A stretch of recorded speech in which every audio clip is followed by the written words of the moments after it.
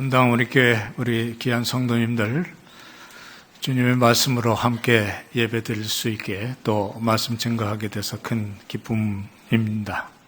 2017년도 귀한 한 해가 이 성전에 속하신 모든 성도님들과 함께 소망 가득한 한 해가 되시기를 축원합니다. 참으로 소망이 필요한 한 해가 될 것 같습니다. 많은 위기들이 있겠지만 그 중에 무엇이 가장 큰 어려움일까를 생각해 봅니다.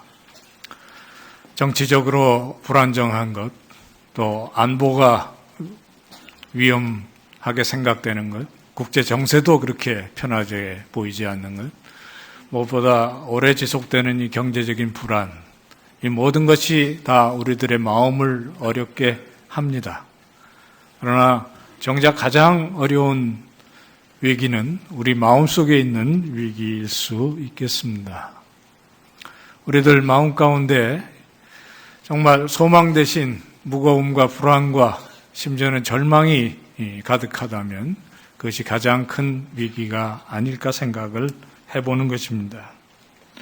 단테는 신곡을 쓰면서 지옥을 이렇게 그렸습니다. 이것에 들어오는 자는 모든 소망을 버리라. 지옥은 소망이 없는 곳이 지옥이라는 뜻이겠습니다. 또 다른 철학자는 소망이 없음, 즉 절망이야말로 우리를 죽음으로 몰고 가는 병이라고 이야기한 적이 있습니다. 오늘 저희들이 읽은 짧은 이 두 절의 말씀에 우리 하나님을 소망의 하나님이라 그렇게 부르고 있습니다. 그리고 열방이 이 소망 동참해서 고대하고 갈망하는 그 소망이라고 이야기를 합니다. 사도 바울은 고린도서에서 성도들은 믿음, 사랑, 소망이 늘 있어야 한다고 이야기를 한 적이 있습니다. 그러나 정작 교회에서 믿음에 관한 말씀, 사랑에 관한 말씀은 때때로 저희들이 듣지만 의외로 소망에 관한 말씀을 잘 듣지 못하는 경우가 있습니다. 오늘 이 로마서의 본문에 소망을 주제로 모든 말씀을 결론 짓는 그 귀한 말씀 앞에 열방이 그 안에서 꿈꾸고 품었던 소망이 무엇일까를 함께 듣는 가운데 이 시간 함께 하신 우리 성도님들 마음속에도 전문을 나갈 쯤에는 소망이 가득하였으면 좋겠습니다. 모든 성경 말씀은 과거에 기록된 그 모든 배경을 통해서 우리에게 삶의 힘과 용기를 주시고자 하는 하나님의 메시지입니다. 소망의 근거가 되시는 하나님은 태초로부터 소망의 하나님이셨습니다. 사도 바울은 자기가 직접 목회하던 교회든지 아니면 로마서 같이 그렇게 잘 알지 못하는 교회에 편지 쓸 때도 늘 앞에는 복음의 진리를 다시 복음으로 돌아가도록 그것을 세세히 가리키는 그런 일을 한 후에 그러면 우리들은 어떻게 살아야 하느냐 하는 이야기를 하는 대개 두 부분으로 편지를 쓰곤 했습니다. 로마서는 11장 36절까지 교리를 썼습니다. 그리고 그 끝에 이는 만물이 주에게서 나오고 주로 말미암고 주에게로 돌아가니 그에게 영광이 세세히 있으리로다 하면 하는 위대한 송영으로 마치고요.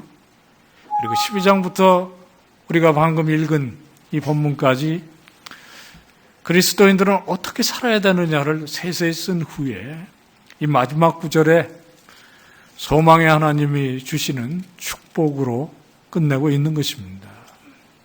물론 로마서는 그 다음 장이 16장까지 계속됩니다만은 사실 잘 읽어보면 그 뒤에는 이 말씀에 대한 설명이고 16장에 이르르면 같이 일했던 성도들을 세세히 거론하면서 40명이 넘는 사람들에 대한 감사와 인사로 끝나고 있기 때문에 사실 진짜 로마서의 결론은 이 5장 12절 13절이라고 할 수 있습니다. 그리고 특별히 13절에 소망의 하나님이 모든 기쁨과 평강을 믿음 안에서 너에게 충만하게 하사 성령의 능력으로 이 소망이 넘치게 하기를 축원합니다. 이제 이러면 아멘 하고요. 일어나서 집으로 가셔야 되는 겁니다. 이게 진짜 축도입니다. 저희들은 늘 익숙한 것이 이제는 우리 주 예수 그리스도의 은혜와 하나님의 사랑과 성령에 이렇게 가야 저희들로서 눈 뜨고 집에 가십니다.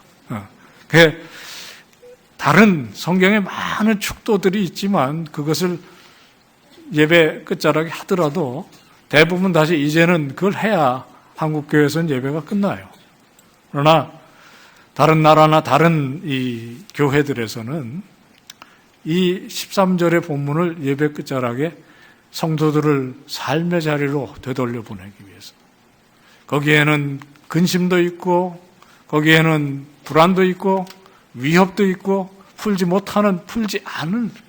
않을 그런 어려움도 있는 곳을 보내면서 소망의 하나님이 함께 하시면서 기쁨, 평안 그리고 믿음 안에서 성령의 능력으로 소망이 차고 넘치기를 축원한다. 이렇게 사도 바울은 로마서를 매듭 짓고 있는 것입니다. 소망은 너무너무나 중요한 신앙의 덕목입니다. 사실 성도들의 덕목일 뿐만 아니라 모든 존재하는 것들이 소망이 필요합니다. 로마서 8장에는 심지어는 말 못하는 사람들조차도 하나님께서 이 모든 것을 그의 구원의 능력으로 회복하실 그날을 고대하고 있다. 그렇게 쓴 것을 우리들이 압니다. 제가 한동안 있던 일리노이 대학에 심리학과가 큰 심리학과가 있는데 거기 지나갈 때마다 저한테 누가 그런 얘기를 해요. 이 건물에 들어가면 사람보다 쥐가 아마 수천 배 많을 거다. 키우는 쥐입니다. 실험을 하기 위해서 그 쥐들을 가지고 여러 가지 일들을 해요. 거기서 했는지 몰라도 큰 수조에 쥐들을 집어넣고 얼마나 생존하는지를 측정했던 그런 실험자가 있었다고 그럽니다. 매끈매끈한 벽이라 아무리 기어올라 그렇게 애를 써도 기어오를 수 없는 커다란 수조에 쥐들을 집어넣으면 몸부림을 치다가 대개 한 17분 안쪽에 포기한대요. 그래서 한 16분쯤 지날 즈음에 그놈을 꺼내가지고 잘 말리고 따뜻한 데다 놓고 잘 먹이고 며칠 동안 푹 쉬게 한 후에 또 한 번 집어넣는다. 그렇게 이제 막만 반복을 하면 이게 17분이 아니라 점점 생존하는 기간이 길어진대요. 그래서 끝자락에는 36시간을 버티는 쥐가 나왔다. 그런 이야기가 있습니다. 안 믿으셔도 돼요. 그리고 재미없으셔도 됩니다. 이 이야기가 사실인지 아닌지는 저도 몰라요. 그러나 그 교훈은 있는 것 같습니다. 미물이라도 역경 중에 버티고 그러면 어느 순간에 위에서부터 도움이 와서 자기를 끄집어내고 또 살 수 있는 그런 여건이 생기고 또 좀 더 버티다 보면 좀 더 또 나은 여건이 생기고 하는 게 학습이 되면 버티는 힘이 점점 커진다는 거예요. 스펄전 목사님의 전기를 보면 성탄절 때 자기 고향 교회에 가서 예배를 드린 적이 있는데 거기 갔더니 어렸을 때부터 자기를 잘 알고 기도 많이 해주신 그 할머님 권사님이 한번 부탁을 하시더래요. 여보, 당신을 위해서 내가 평생을 기도해 왔는데 이렇게 그래도 성탄절 때 보니까 너무 좋다고. 그래서 내가 부탁이 하나 있는데 내가 살면 몇 년을 더 살겠냐. 그러니까 성탄절 때라도 이렇게 와서 말씀을 듣고 그렇게 하면 좋겠다고 그렇게 약속을 해달라고 그러더래요. 그래서 권사님 얼굴을 잘 보니까 한 1, 2년만 더 오면 되겠더래요.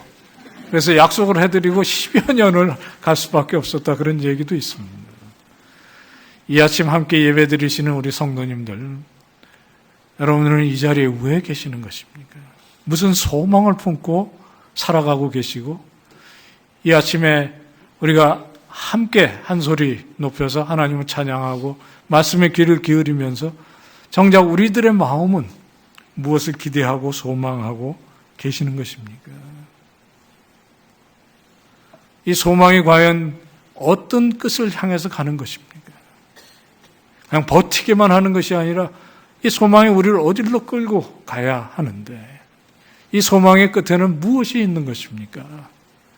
이 소망의 하나님이 이 소망이 우리 속의 기쁨과 평강뿐만 아니라 성령의 능력 안에서 믿음으로 넘치게 하려 하는 이 축복을 들으면서 이 소망의 결국 끝은 우리들이 어디를 보게 되는 것입니까?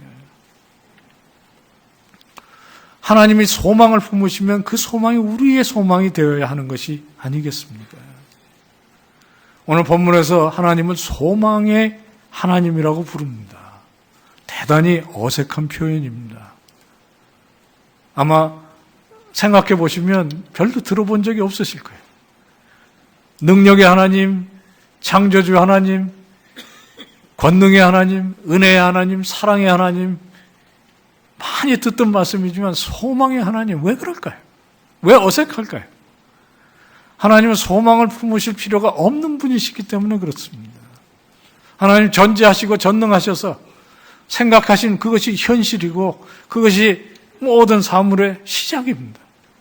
빛이 있으라고 생각하시니까 빛이 있으라 하는 말씀에 따라서 빛이 있는 것이고요.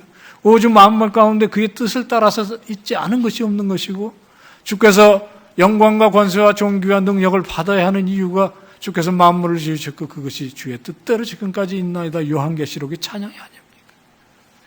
하나님은 소망을 품으실 분이 아니세요. 하나님께서 소망을 가지셨다면 이 소망은 우리를 향한 소망인 것입니다. 그래서 이 사도 바울은 이 소망의 뿌리를 돌아봅니다. 12절에 이사야가 가로되 이새의 뿌리에 곧 열방을 다스리기 위하여 일어나시는 이가 있는데 열방이 그에게 소망을 둔다. 사도 바울은 자기가 서 있는 시점에서 600년을 거슬러 올라가서 이스라엘의 위기와 불안, 아수르가 쳐들어와 북쪽 나라는 망했고요. 그 뒤에 있는 바벨로니아는 더 무서운 위협이, 그 어려운 현실 속에 이스라엘의 소망이 아니라 이스라엘을 통해서 퍼져가는 열방의 소망, 그것을 이야기하고 있는 것입니다.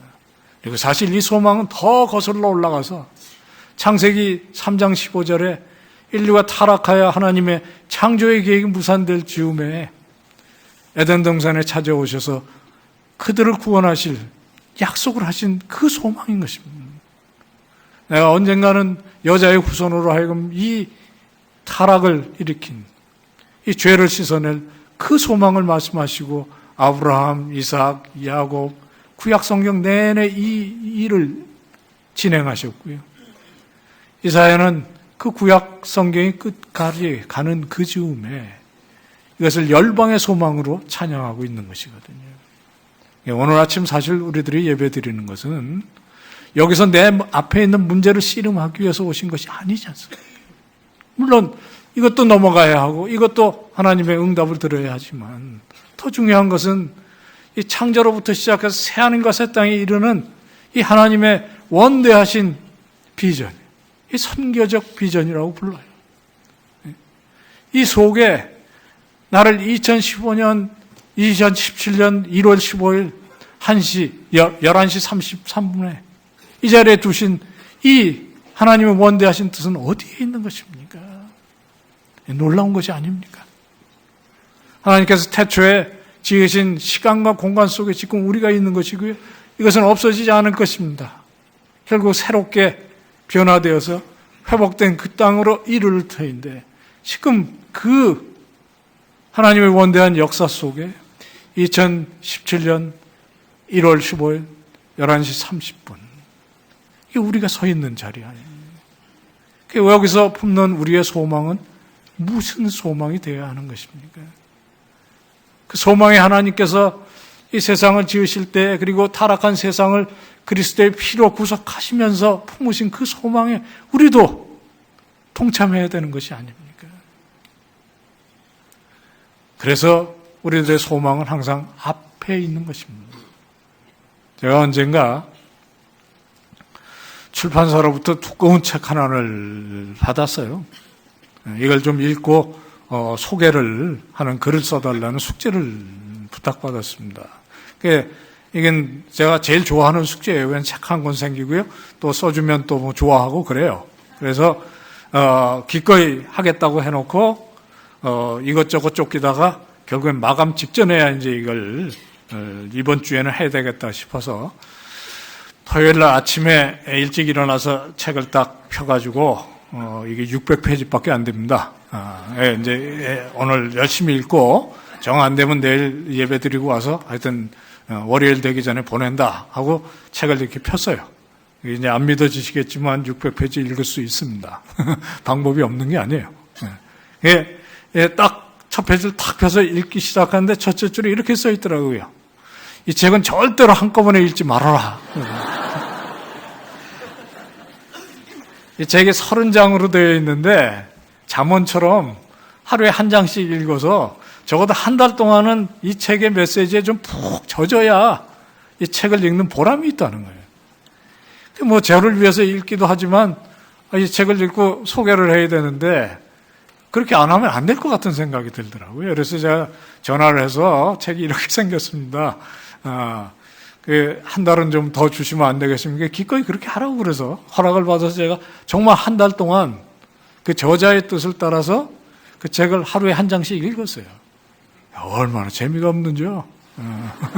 한 얘기 또 하는 것 같고, 600페이지지만, 저희 같은 사람들은 이런 책을 많이 읽다 보니까 그렇게 막, 새롭지도 않았어요. 그런데 한 달을 열심히 꾹꾹 참아가서 읽어서 정말 그 책이 원하는 메시지는 제가 확실하게 이해한 것 같아요. 메시지는 딱 하나입니다. 이 책의 제목이 장래의 은혜입니다.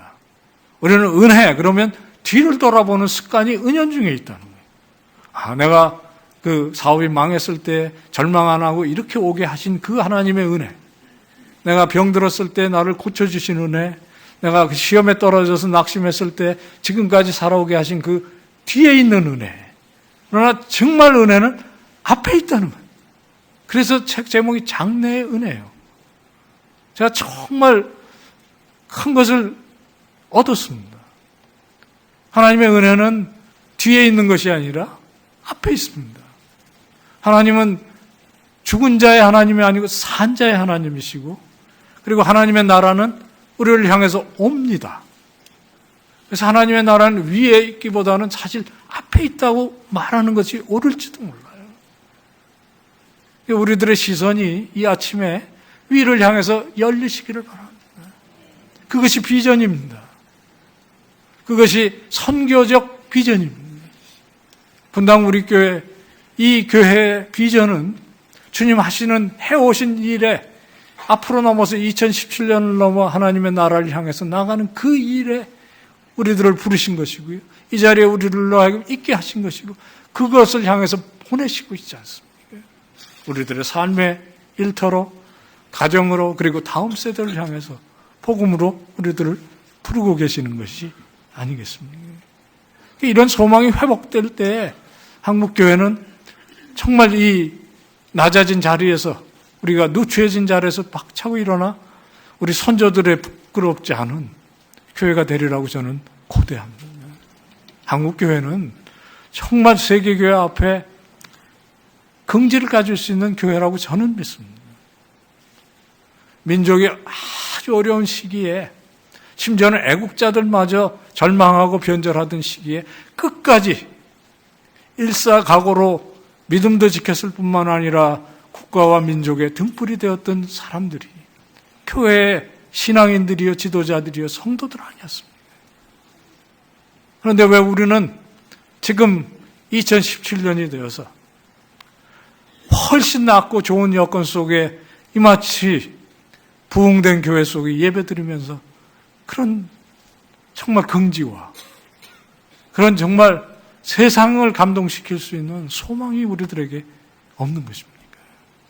있어야 하는 줄로 믿고요, 있는 줄로 믿고요, 소망의 하나님이 우리들의 소망의 근원, 다시 되어지는 그런 간절한 마음이 이 시간에 불릴 듯이 일어나기를 원하는 것입니다. 하나님의 은혜는 옛날에 있지 않습니다. 앞에 있습니다. 그리고 이 소망은 우리들로 하여금 기쁨과 평강이 함께하게 하는 소망입니다. 소망은요, 누구에게나 필요하고요. 사실 누구에게나 있습니다. 인간은 다른 존재들과 달라서 소망이 없으면 하루도 살기 어려운 존재입니다. 오늘 추운 날에 이곳에 오신 분들이 하늘나라, 하나님의 나라에 대한 소망이 충만하실 줄로 믿거니와 저기 성남에 있는 모란시장에 한번 가셔서 물어보세요. 아마 거기도 이 추운 날에도 평소와 똑같이 새벽 한 서너 시에 나와서 장사하시느냐고 애쓰고 있는 분이 지금도 계실 거예요. 아마 거기 가서 물어보면 왜 이렇게 남들 쉬는 날에도 쉬지 않고 와서 일찍부터 이렇게 장사한다고 애쓰십니까? 그러면 온갖 사연이 들릴 거예요. 적어도 우리 자녀들만큼은 이렇게 고생 안 하고 살기 위해서, 내 노후를 위해서, 내 집 사기 위해서, 딸 결혼시키기 위해서, 그 다 하나로 뭉치면요, 결국엔 어떤 소망이라는 말로 압축이 됩니다.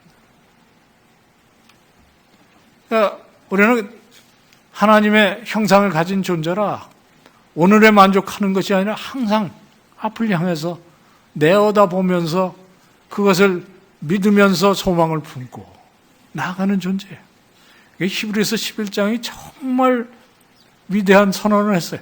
믿음은 바라는 것들의 실상이고, 사실 모란시장의 사람들도 그 믿음을 가지고 미래의 실상을 땡겨가면서 사는 겁니다.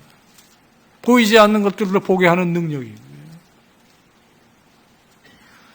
문제는 소망이 있고 없고가 아니에요. 누구에게나 소망은 있고 있을 수밖에 없다는 거예요. 정말 중요한 것은 소망의 내용입니다.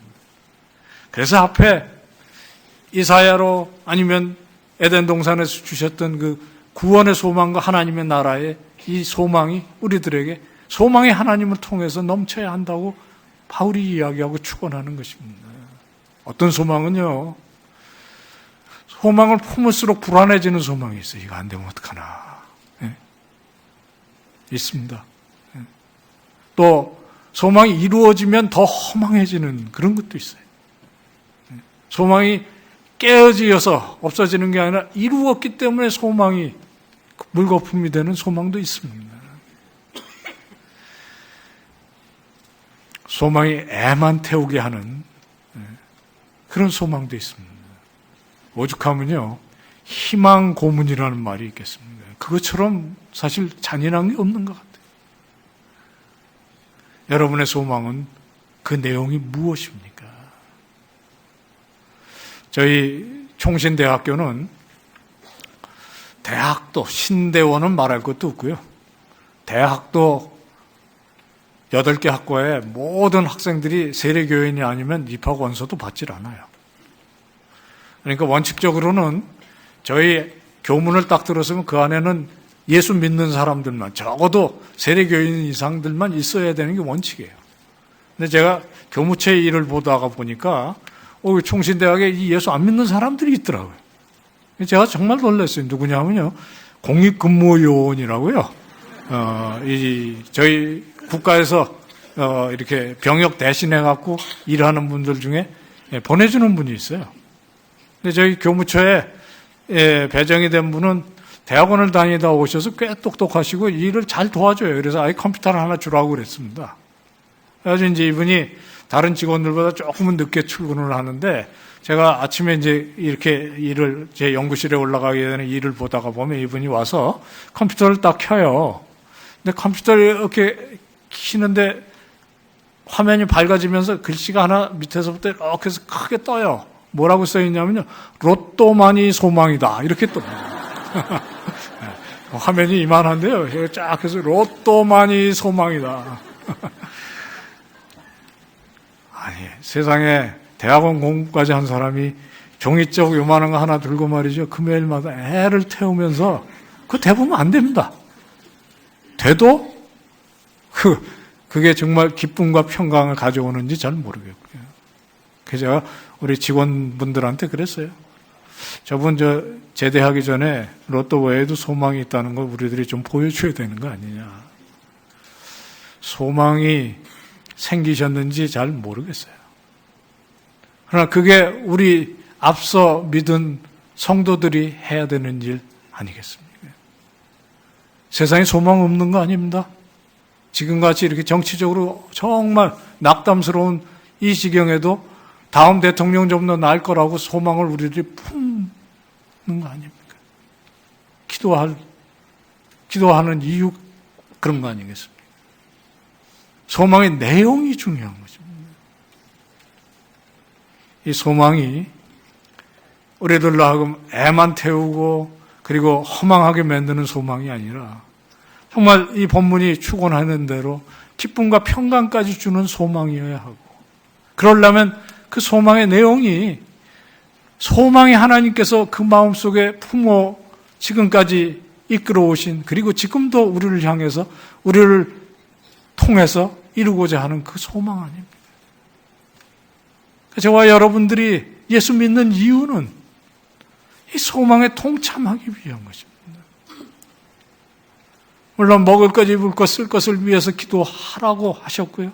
우리들이 눈앞에 있는 여러 가지 어려움들을 붙잡고 씨름하면서 그것을 넘어가는 힘과 용기도 구하고, 그리고 결국엔 하나님께서 주신 힘으로 넘어가기도 하고 감사하는 일도 하지만, 그러나 이 크고 작은 일 뒤에 무엇이 우리들을 기다리고 있습니까? 우리들은 무슨 힘으로 이 모든 것들을 지나가고 있는 것인지를 생각해야 하고요. 특별히 우리 분당, 우리 교회 같이 하나님의 축복을 많이 함께 누리시는 교회에 있을수록 정말 성도님들 한 분 한 분이 이 소망의 주인이 되어주시기를 간절히 소망하는 것입니다. 저는 미래의 목회자들을 가리키는 부르심을 그저 열심히 하고 있습니다. 우리 청년들을 보면 가슴이 먹먹해질 때가 많아요. 그래서 언젠가부터는 제 기도가 이겁니다. 수업 시작하기 전에 주님, 이 어렵고 어두움 있는 이 우리들의 현실이지만 여기에 있는 이 청년들이 다니엘, 사무엘, 에스더 같은 사람 되게 해주시옵소서. 여기 앉아 계신 우리 성도님들이 다 여러분들의 일터에서, 가정에서, 직장에서 어느 곳에 계시든지, 그리고 여기서 자라난 다음 세대가 정말 에스더, 사무엘, 다니엘 같은 그 정말 소망 없어 보이는 그 지점에 하나님의 소망을 품은 사람이 되어야 하는 것이 아닙니까? 그 소망이야말로 우리들은 언제 어떤 형편 속에서든지 기쁨과 평안을 넘치게 하는 소망이라고 저는 믿습니다. 그리고 그 소망이 한국교회에 회복되기를 간절히 기다립니다. 이 소망은 미래의 소망이 아닙니다. 누가 잘 표현한 대로 현찰 가치가 있는 소망이, 이건 수표지만 하나님의 약속이지만 아브라함이 그랬듯이 이 소망은 늘 현찰 가치가 있는 소망이었습니다. 지금 여기서 우리들이 누리는 소망이. 제가 아파트 17층에 사는데요. 분당은 아닙니다. 좀 멀어요. 그런데 아침에 어떤 때 보면 오늘 우리 아파트에 할머니, 할아버님들 순천만으로 소풍 갑니다. 그런 방송이 있어요. 그래서 몇 시까지 나오라. 그런 방송이 나옵니다. 출근하다 보면 지금 순천만을 가는데 말이죠. 벌써 그 노인정 앞에 벌써 술판 벌어져서 벌써 노래들 하고 즐겁게 놀고 계세요. 지금 4시간 한 반은 가셔야 될 텐데 이미 여기서 벌써 소풍 다 하고 계시는 거예요. 그 왜 그러시는지 아십니까? 믿음이 있으셔서 그래요. 그 소망도 있고요. 그 사람들은 그렇게 살아요. 그러니까 벌써 마음이 기쁘고 즐겁고 평안한 것이고요. 우리가 설교 마치고 예배 마치기 전에 436장을 부를 텐데 이호운이라고요. 우리 앞서간 성도가 지은 찬송이에요. 나 이제, 제가 갑자기 생각이 안 나네. 나 이제 주님의 새 생명 얻은 몸 옛 것은 지나고 새 사람 되었다. 그리고 끝에 영생을 누리며 주 안에 살리라. 이게 우리는 우리가 죽고 또는 주님이 오시는 그때 누리는 그 영생만 가진 사람들이 아닙니다. 우리들의 영생의 기쁨과 평안은 지금 이 자리에 있습니다. 그래서 저는 예배 시간이 너무너무 귀하다고 생각해요. 제가 5번 여기서 설교 부탁을 받았는데 저는 예배 시간 처음부터 끝까지 여기 있기를 원해요. 그 5번 재미없을 거라 그렇지 않습니다. 저 혼자 앉아서 소망을 생각해도 가슴이 벅찬데 이렇게 수많은 성도들과 함께 같은 소망을 노래하고 같은 소망을 기도하고 같은 소망을 꿈꾸는 이 특권, 이게 주일날 이 추위와 어려움을 무릅쓰고 이 자리에 모이게 하는 힘이고요. 그리고 예배 마칠 때 우리들 가운데 이 소망이 불타오르면서 문을 나가서 우리들의 삶의 터전으로 나아가 우리의 부르심을 따라 우리들의 소명을 향해 나가는 거 아닙니까? 그러니까 이게 소망이 곧 소명입니다. 대한민국은 이렇게 어려움 속에 있었고 늘 어려움이 없었던 시절이 언제 있습니까? 그런데도 하나님의 크신 은혜로 정말 먼저 받던 나라에서 먼저 주는 나라가 되었다는 거 아닙니까? 여러분이나 저나 어렸을 때 이 산하를 이렇게 들어보면 어느 산에 나무가 한 그릇 제대로 있는 산이 있었습니까? 이 지구상에서 유일하게 산림 녹화를 다시 할 수 있었던 유일한 나라라는 거 아닙니까? 민주화와 산업화를 같이 이룬 유일한 나라라고 그러지 않습니까? 근데 오늘날 저희들이 직면하는 유명한 통계가 있어요. OECD 국가 중에 자살률 최고, 이 출산율 최저예요. 이 얘기를 하도 듣던 어떤 한 목회자가 그러셨어요. 그 OECD는 뭐 하려고 들어가서 그런 통계가 자꾸만 나오냐? 근데 그거 탓할 건 아닌 것 같아요. 우리들이 정말 이 자리에 모이신 우리 성도님들만이라도 사실은 경제와 경제 부흥이나 민주화를 자랑하기 앞서서요. 우리들의 정말 성도들의 자랑이 이거 아닙니까? 지금으로부터 100여 년 전에 미신과 목매로 정말 소망이 없게 된 나라에 복음을 주시고 불과 100여 년 만에 세계 교회가 부러워하는 아름다운 교회 하나님께서 주셨고요. 이 민족을 사용하셔서 정말 세계 만방에 복음을 전하는 그런 나라가 되게 하셨는데 우리들이 낙담할 이유가 무엇입니까? 우리 성도님들이 자기 자신의 개인적인 어려움이나 눈앞에 보이는 문제로 절망해야 될 이유가 도대체 무엇입니까? 정말 주 안에서 새 생명 얻은 몸, 이제 나는 옛날 것은 지나가고 새 사람이 되었을 뿐만 아니라 새 사람 된 이 삶에 넘치는 기쁨과 평안을 증거하는 증거자의 삶으로서 영생을 누리며 나는 산다. 그것이 우리들의 찬양되기를 축원드립니다. 소망의 하나님께서 우리를 이 소망에 부르셨습니다. 그 소망이 우리들의 소명되기를 원하고 그 소명으로 내일부터 시작되는 또 한 주간이 능력과 기쁨으로 넘치는 증인의 삶 다 되시기를 주의 이름으로 축원합니다. 은혜로우신 하나님, 이 아침 날씨가 춥지만은 우리들의 마음도 움츠러들지 않게 하신 것을 감사하고 이제 우리들이 주 앞에 주신 이 귀한 말씀을 따라 우리 마음속에 소망 넘치기를 원하고 이 소망이 하나님의 소망 되기를 원하오니 이와 같은 새로운 비전을 저희들에게 허락해 주옵소서. 간구하옵고 예수님의 이름으로 기도합나이다.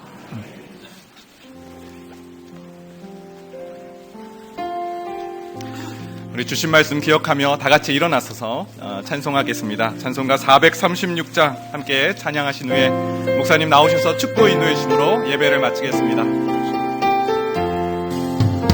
나 이제 주님의 새 생명 얻은 몸 옛 것은 지나고 새 사람이로다 그 생명 내 맘에 강같이 흐르고 그 사람 내게서 해같이 빛난다 영생을 누리며 주 안에 살리라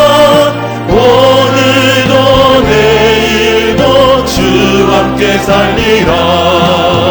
주 안에 감추인 새 생명 얻으니 이전에 정황과 이제는 답없다.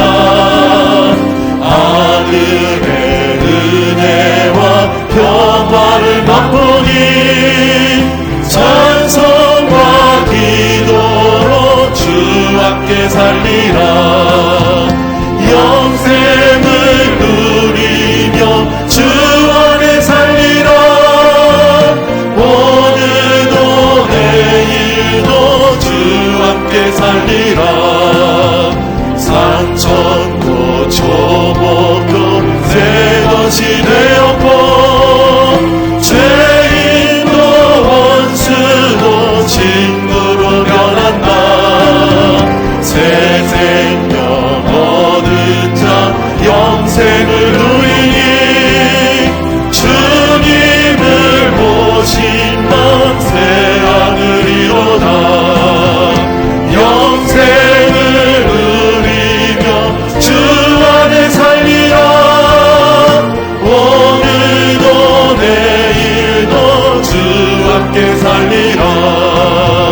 주 따라가는 길 험하고 멀어도 찬송을 부르며 뒤따라가리라.